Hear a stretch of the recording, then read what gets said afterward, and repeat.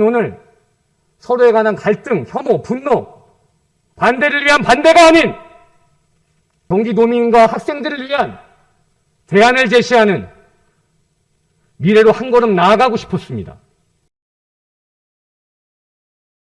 이 지역화폐의 본질은 이 지역 골목상권을 활성화시켜서 지역 경제에 도움을 주는, 어떻게 보면 경제 복지 정책의 차원의 일환으로 시행이 됐었습니다. 혹시 소상공인 점포 이용률이 몇 % 대략 정도 증가했는지 알고 계십니까? 제가 알고 있기로는 지난 2년 동안에 네. 순증이 한 7%포인트 이상 증가한 걸로 알고 있습니다. 예, 맞습니다. 7% 이상이고요.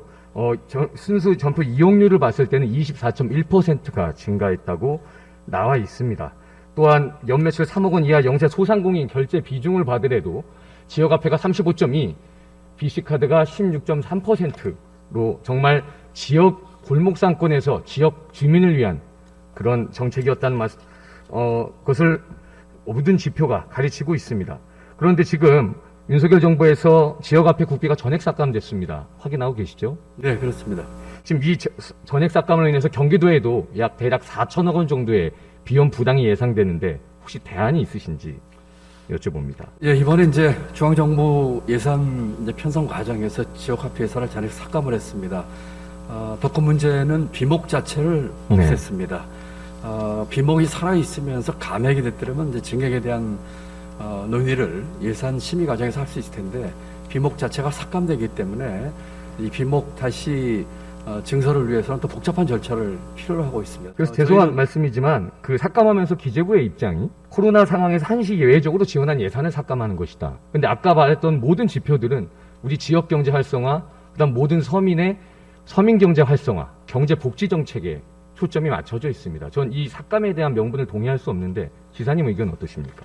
기재부에서 하나 간과하고 있는 사실은 코로나 오기 이전에 이미 경기 침체기를 우리 경기가 들어섰습니다. 지역 화폐는 지역 경제 활성화와 또 특히 어려운 상황에 있는 소상공인 자영업자들에 대한 지원뿐만 아니라 우리 골목 상권 활성화를 해서 꼭 필요한 것인데 지금 기재부의 그 논리는 제가 동의하기 어렵습니다. 이번 예산 심의 과정에서 충분히 저희 입장을 개진하고 또 국회의원분들과도 같이 의논해서 다시 지역화폐 예산과 비목 설치가 될 수 있도록 최대한 노력할 계획입니다. 비목 자체가 삭감됐기 때문에 여러 가지 강력한 대응이 저는 필요합니다. 그래서 보면 지역화폐가 모든 걸 감당할 수는 없었습니다. 연령별로, 지역별로, 업종별로 분명히 미비한 보완점이 있습니다. 전 이것들을 한번 보완해서 우리 지사님께서 경기 기회화폐 시즌2를 마련하시는 게 좋지 않을까 한번 제안을 드려봅니다. 지사님, 다른 주제로 넘어가서 우리 강교에서 인천 김포공항까지 가는데 혹은 인천공항까지 가는데 대략 어느 정도 걸릴까요? 왕복 2시간 반, 특히 우리 안성에서 인천국제공항까지 가는 데는 퇴근길에는 왕복 4시간 10분 이상이 소요되는 걸로 알고 있습니다. 우리 경기 남부권의 도민들이 760만 도민들인데 이런 건 우리 경기 도민들의 교통복지 차원에서 여러 가지 문제점이 대두되고 있고요. 인천 김포공항 수용량 포화 시점이라는 게 있습니다. 인천공항은 2025년에 포화 예정입니다. 김포공항은 2030년에 포화 상태를 넘기게 되고 2028년에 도래할 수 있다는 지표를 나타내고 있습니다. 이것은 각 지자체 간의 갈등이 아니라 760만 경기 남부권의 교통권에 대한 문제라고 보는데 지사님의 견해를 짧게 듣고 싶습니다. 우리 경기 남부권의 국제공항 신설의 필요성을 여러 차례 역설을 했습니다. 교통 문제뿐만 아니라 반도체 클러스터라든지 여러 가지 산업적인 측면에서도 꼭 필요하다고 생각을 합니다. 역시 정확히 보셨습니다. 교통 문제만이 아닙니다. 경제와 산업의 랜드마크가 될 수 있습니다. 생산 유발 효과는 연간 7조, 부가가치 2조, 건설 시에 손익분기점 200만 명을 예상하고 있습니다. 현재 6차 공항 개발 종합계획이 추진 중인 걸로 알고 있습니다. 경기도에서도 적극적인 대응을 해주셨으면 좋겠고요. 그리고 하나, 경기도에는 없고 교육청에는 있는 어떤 사업이 있는데 뭔지 아십니까? 저 소음피해 학교에 대한 지원 말씀이시군요. 예. 경기도교육청 군사기지 군사시설 및 소음피해 주변 학교 지원 조례입니다. 혹시 도지사님 이 조례가 왜 만들어지게 되셨는지 아십니까? 이게 아마 그 수능이라든지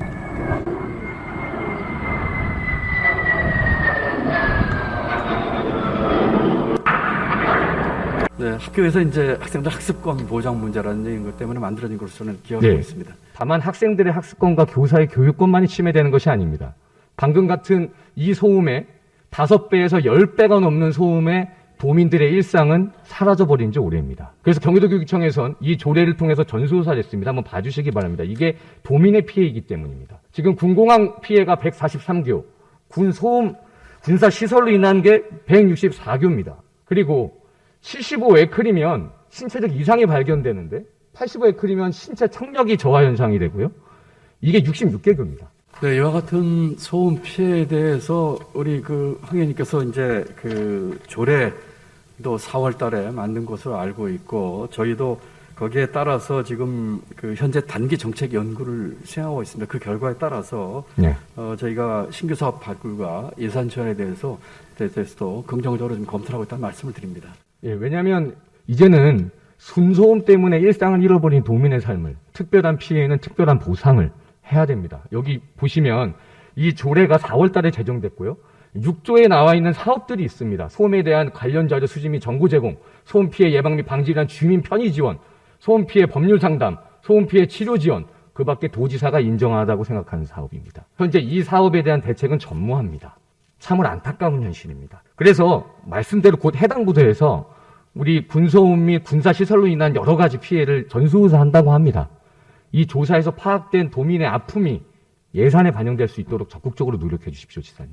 네, 적극적으로 검토하겠습니다. 요즘 참 핵심 관계자라는 말이 참 여러 매체에 쏟아집니다. 금단 현실에서 교육감님이 바라보는 핵심 관계자는 누구입니까? 지금 현재 경기도교육청에서 예. 제가 항상 현안이 있는 부서들은 저희 방에서 실무자 포함해서 항상 간담회를 하고 있습니다. 누구 한 사람이 특별히 핵심 관계자라고 할 수는 없습니다. 예, 그 말씀도 동의하고요. 가장 경기교육의 핵심 관계자가 돼야 되는 것은 경기교육 가족입니다. 그런데 얼마 전부터 이런 볼멘 소리가 자꾸 들려왔습니다. 가십성 기사였고 교육감님의 인사에 관련된 여러 가지 우려들이었습니다. 정책기획관에 대해서 대변인 경력이 주요 경력이었던 정책기획관, 특히 민간연구소 1년 근무 경력에 불과하고 지금 있는 신임 감사관, 검찰 공무원 출신입니다. 사정의 칼날을 우리 교육가족에게 드리는 것이 아니냐, 이런 우려들이 쏟아졌었고요. 얼핏 보면 박정일 경기교육원장님도 AI 전문가시고 사업에 기반한 전문가시지만 우리 경기교육의 주체인 초중고의 교육정책을 생산해본 경험이 없다. 이런 우려, 측측성, 풍문과 우려들이 많이 나왔는데 혹시 이거에 대한 짧은 견해 좀 여쭤봐도 되겠습니까? 정책기획관님의 경우에는 그동안에 학교 현장에서 교사로서 그리고 한국교총에서 상당히 오랫동안 이 교육정책에 대한 실질적인 그 정책 업무를 담당을 했고 그런 활동을 했던 경력이 있기 때문에 저는 충분한 자질을 가지고 있다고 생각을 했고 또 그래서 공모에 됐고요. 저는 그동안의 경험으로 그분이 그것 때문에 공정하지 못하게 업무를 처리하려는 생각은 전혀 않고 있습니다. 두 네. 번째로 감사관의 경우에는 지금 이 경기도는 워낙 많은 직원들이 근무를 합니다. 약 15만 명이 훨씬 넘는 직원들이 근무를 하다 보니까 아주 다양한 분야에 좀 점검이 필요합니다. 예. 그런 점에서 그런 업무에 적임자라고 이런 좀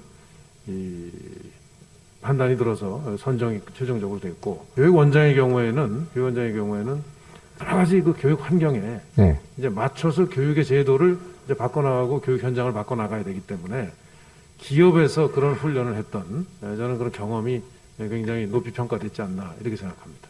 저는 교육감님의 임명권을 존중합니다. 네. 그리고 정치의 본질은 불신과 혐오 갈등이 아니라 신뢰를 기반합니다. 제가 그래서 이분들을 직접 만나봤습니다. 그리고 이분들의 직무수행 계획서와 경기교육의 비전을 청취했습니다. 서혜정 정책기획관님 아까 말한 대로 특정 단체에 매몰되지 않은 균형적인 시각을 갖고 있었고요. 그리고 하이테크 기반한 맞춤형 교육, 글로벌 인재 육성에 굉장한 시안이 있었습니다. 어떤 것들을 조사하고 죄인이냐 아니냐로 구분하는 게 아니라 경기가족을 보호하겠다. 그런 내용. 그리고 제가 가장 흥미롭게 봤던 건 박정일 경기교육원장입니다. 2004년과 6년 민주당 총선 출마자입니다. 알고 계셨습니까? 알고 있었습니다. 그런데 왜 선발하셨습니까? 이분의 경우에는 이 국내 굴지의 기업에서 우리나라의 ICT의 초기에 여러 그 활동들에 참여한 경험이 있고 또 해외 생활을 하면서도 그런 분야에서 많은 이런 경험을 쌓은 분으로 알고 있습니다. 그런데 네. 제가 보니 이 민의의 전당에 이 정책기획관과 감사관님은 현재 배석하고 있지 않습니다. 저는 아까 말씀대로 이 핵심 관계자가 교육감님 핵심 관계자가 아닌 경기도민의 목소리를 듣고 경기교육의 핵심 장관계가 될 수 있도록 본회의장 배석을 강력히 요청합니다. 사실은 지금 지적 말씀대로 감사관 또 정책기획관은 여러 의원님들께서 하시는 말씀을 늘 경청할 필요가 있다고 생각합니다. 그 기회를 갖는 것은 당연하다고 생각합니다. 예. 그리고 그 차원에서도 그렇게 네. 좀 배려해 주시기 바랍니다. 네, 우리 존경하는 동료 의원 여러분, 그리고 김동연 도지사님, 그리고 임태희 교육감님, 그리고 존경하는 염종현 의장님. 오늘 제가 이 자리에서 입고 온 파란색 정장에 빨간 넥타이 보시기 어떻습니까? 잘 어울리십니까? 예, 맞습니다. 우리는 제법 잘 어울립니다. 저는 우리가 원팀의 정신으로 우리 1,400만 경기도민의 가슴을 뛰게 하는 정치를 이곳 경기도의회에서 할 수 있다고 생각합니다. 이 파란색 정장과 빨간색 넥타이가 잘 어울리는 것처럼요. 우리는 얼마 전 이 미니 정당에서 다짐했습니다. 도민의 복리와 권익 증진을 위해서 최선을 다하겠다. 이 가치 앞에 당리당략도 진영 논리도 이 가치 위에 설 수 없습니다. 그래서 저는 오늘 서로에 관한 갈등, 혐오, 분노, 반대를 위한 반대가 아닌 경기도민과 학생들을 위한 미래로 한 걸음 나아가고 싶었습니다. 그것이 경기도의회의 품격이고 전통입니다. 이번 일문일답을 준비하면서 정말 감동을 받았습니다. 9대 문화체육관광위원회의 선배님의 의정활동에 말입니다.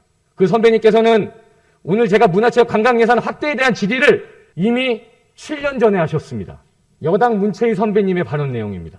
또 그것을 넘어서 경기도민의 발전과 대한민국의 발전을 위해서는 여야가 없다.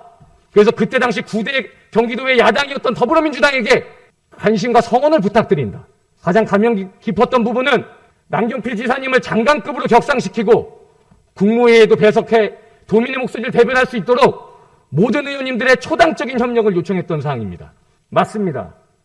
이 선배님은 바로 이 화면에 보이시는 김동연 지사님과 남준석 대표님의 손을 잡고 계시는 광미숙 대표님이십니다. 민주당은 새겨들읍시다. 우리 여당인 민주당이 야당과 상생하고 협치로 협조하자라는 이 광미숙 대표님의 말씀을 새겨듣고 앞으로 도정에 나아갑시다.